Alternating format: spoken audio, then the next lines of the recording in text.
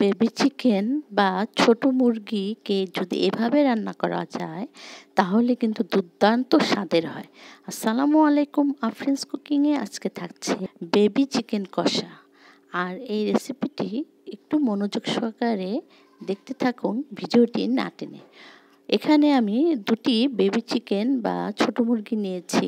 এগুলোকে আমি কেটে নিয়েছি 4 ফালি করে, মানে 4 টুকরো করে, অর্থাৎ রোস্টের যেভাবে টুকরো করে সেভাবে কেটে নিয়েছি। তো এখন আমি কড়াই বা ফ্রাই প্যানে এখানে প্রায় আধা কাপ পরিমাণের মতো তেল দিয়েছি। তো তেলটা গরম হয়ে গেলে এখানে আমি গরম মশলা আস্ত দিয়ে দিচ্ছি। তো 3-4টে আমি তেজপাতা দিয়েছি, 3-4টে দারচিনি আর 5-6টা এলাচ দানা দিয়ে দিয়েছি। তো একটু নেড়ে চেড়ে হালকা গরম হয়ে তেলের মধ্যে গরম মশলার একটা হালকা গ্রান বা সুন্দর একটা গ্রান বের হবে, তখন আমি 1 বাটি পরিমাণে পেঁয়াজ কুচি এখানে দিয়ে দিয়েছি। আর সেই বেবি চিকেনগুলো দিয়ে সবগুলোকে আমি একটু নেড়ে চেড়ে আমি একটু হালকা ভাজা ভাজা করে নিয়েছি। তো মুরগিগুলো ভাজা হয়ে গেলে আমি একটি বাটিতে উঠিয়ে নিচ্ছি। এখন আমি পেঁয়াজ আর গরম মশলার মধ্যেই আর ওই তেলেই প্রায় 4 চা চামচের মতো আদা বাটা আর রসুন বাটা দিয়ে দিয়েছি। আর মরিচ গুঁড়ো দিয়েছি এখানে আমি 1.5 চা চামচের মতো, আর হলুদ গুঁড়ো দিয়েছি 1 চা চামচ, ধনে গুঁড়ো আমি প্রায় 1 চা চামচের মতো দিয়েছি। তো সবগুলোকে একটু নেড়ে চেড়ে নিচ্ছি। তো সামান্য পানি দিয়ে মশলাগুলোকে আমি একটু কষিয়ে নিচ্ছি ভালো করে। আসলে মশলা কষানোর মধ্যেই কিন্তু এটার স্বাদটা নির্ভর করে। তো এখানে আমি দুটি টমেটো ওকে কুচি করে এখানে দিয়ে দিয়েছি।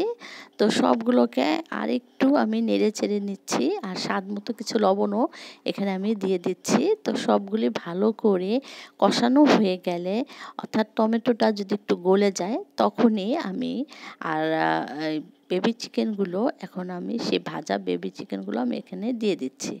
তো দিয়ে কিছুক্ষণ মশলার সাথে ভালো করে মিশিয়ে একটু নেড়ে চেড়ে তারপর আমি প্রয়োজন মতো কিছু এখানে প্রায় আমি এখানে 1.5 কাপের মতো পানি এখানে দিয়ে দিয়েছি, গরম পানি। আর এবার আরও কিছুক্ষণ আমি ঢাকনা দিয়ে ঢেকে রাখবো, এবং কিছুক্ষণ জাল দেওয়ার পর মুরগিগুলি একটু ভালো করে কষানো হয়ে গেলে এতে আমি আরও সামান্য কিছু পরিমাণের পানি এখানে দিয়ে দিব। তো আসলে এই পানিটা দেওয়ার কারণ মুরগিগুলি ভালো করে সিদ্ধ হওয়া এবং এটা ভালো করে জাল দেওয়া। তো একটা মশলা যদি ভালো করে কষানো হয়, সাথে মাংসগুলো ভালো করে কষানো হয়ে গেলে আসলে খেতে খুব টেস্টি হয়। তো আমি এখানে প্রায় 1.5 চা চামচের মতো গরম মশলার গুঁড়া আমি উপরে দিয়ে দিয়েছি। তো গরম মশলার গুঁড়োতেই এখানে জিরার গুঁড়াও রয়েছে। আরও কিছুক্ষণ ঢেকে রান্না করব। তো এই তো হয়ে গেল বেবি চিকেন কষা, এবং সুস্বাদু এই আইটেমটি বাসায় ট্রাই করবেন। এবং আজকে এই পর্যন্তই, সবাই ভালো থাকবেন।